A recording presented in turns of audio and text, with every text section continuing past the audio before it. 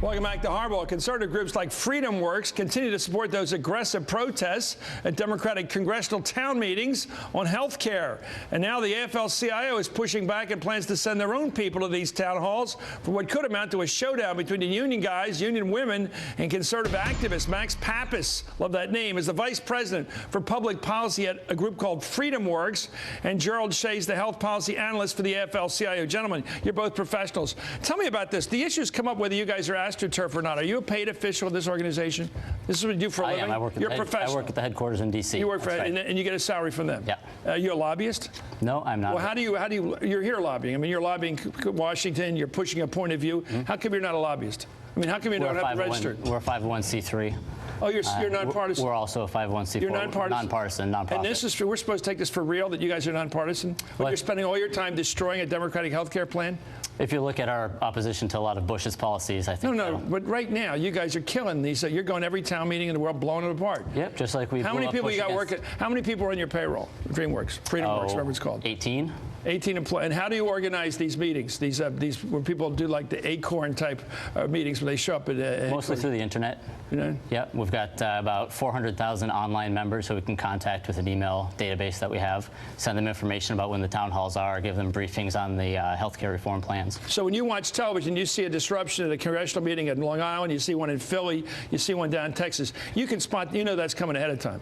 You know, in other words, you know what's going to happen at each one of these events. No, we've been telling people to go to talk to their congressman for 25 years. That's how long FreedomWorks has been around. But you're basically plotting this stuff. We're telling our people aren't spontaneously getting up in the morning, reading the paper, go, I better go to the congressman's meeting. I'm all upset about health care. Oh, no, we tell them when the events are. We just usually don't get this many people on our side who show up. Okay, so the question, are you AstroTurf or are you grassroots? Well, AstroTurf means an organized professional operation which leads to these rallies rather than something where a bunch of people are reading the paper that morning and they go, God, I better get down to headquarters. All the people who are showing up are volunteers. If you're talking about AstroTurf being where you bust people in, like no, where you organize is what I mean. Maybe like move on, bust people in, or yeah. If you have paid people like the unions do. No, we're not AstroTurf. We don't do that. Ours are all volunteers. You'll see their signs are painted by hand. Okay. Okay, great. Let's go to you, Gerald. What do you make of this? You know, people, it's really important that we have town hall meetings where people can discuss issues, and there's no more important issue than healthcare in the country today. People are just getting killed with healthcare costs, and this situation just is untenable as it stands now. So it's really important that this happens. I think it's really unfortunate that people are trying to disrupt these meetings, and using phrases like just say no is not going to get us a solution to the healthcare problem. Is that the right way of approaching this debate over healthcare? We've been had this debate since Truman's time. We're not getting anywhere. We don't have a bill. Republicans say they have alternatives, but they never push them when they're in power. I keep asking these Republicans to come on, we got alternatives. I say, well, why don't you ever push them through when you're in power? Then we won't have the Democrats saying nothing's been done.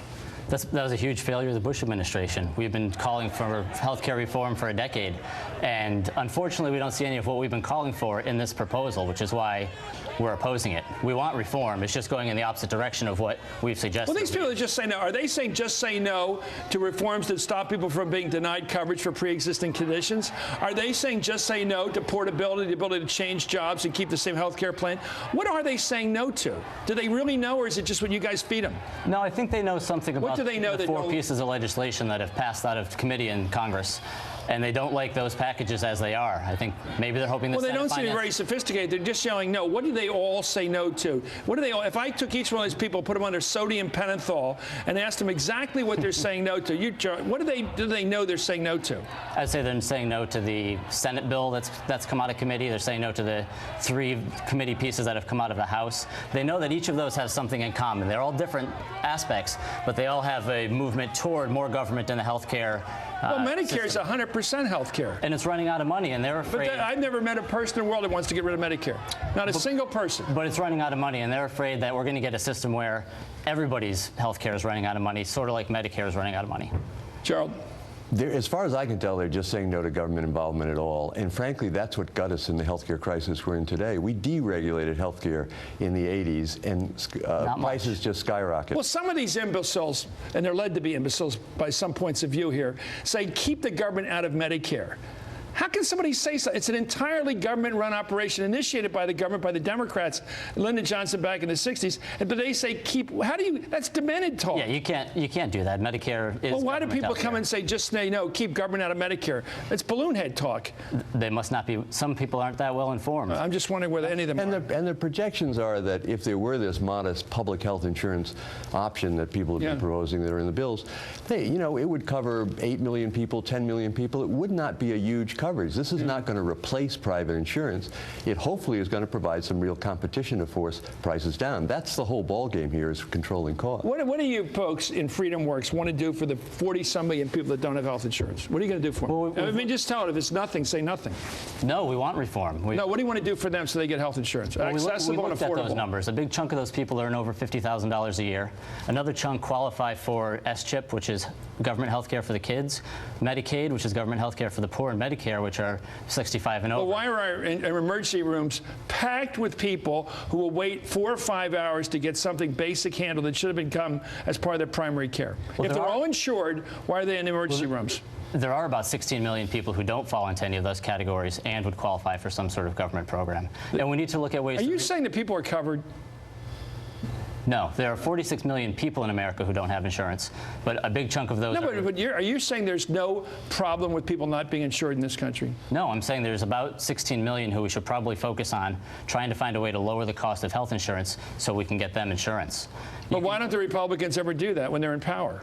Why don't you do it? Does Cato Institute or FreedomWorks ever pushed a bill to help those 16 million? When did you do it? Sure. Senator DeMint had a bill. Senator DeMint? Yeah.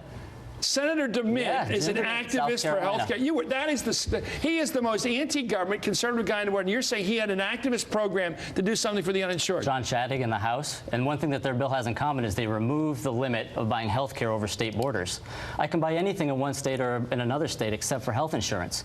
So I have to pay $1,000 more a month if I'm in New Jersey. I can understand why you guys don't like big government, but this is the incredible part of your argument.